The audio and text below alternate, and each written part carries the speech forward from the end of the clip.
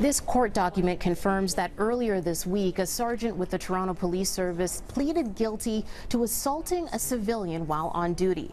Now, I can tell you that it happened in 2015, and it happened in a parking lot in Scarborough, and it was serious enough for the SIU to lay charges. But beyond that, details are scarce. And even a year and a half later, still no solid information about how that assault started.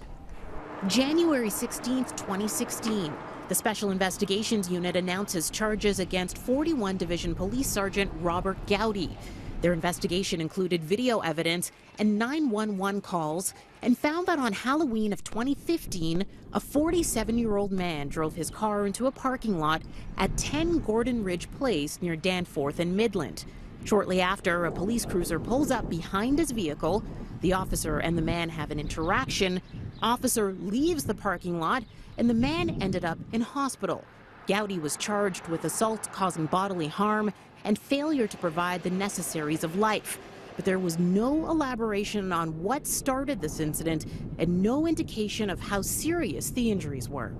Just a day after the charges were laid, I was able to track down the man who the SIU said suffered, quote, undisclosed injuries here in this parking lot that night. Now, keep in mind, this was 3 months after the original incident, and when I saw him, he had bruises on his face, was wearing a neck brace, and had on a full leg brace all the way from his hip down to his ankle.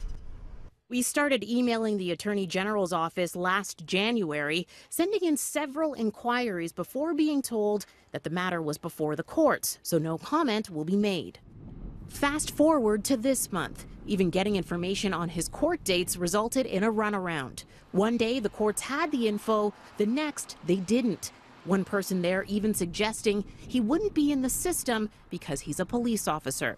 It took 2 days and 4 emails before we received an update. Sergeant Gowdy pleaded guilty to the lesser charge of assault.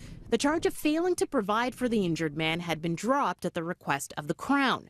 He ended up getting a conditional discharge, which means as long as he completes 6 months of probation, his record will eventually be cleared. Gowdy has been suspended with pay since the charges were laid, making the Sunshine List last year.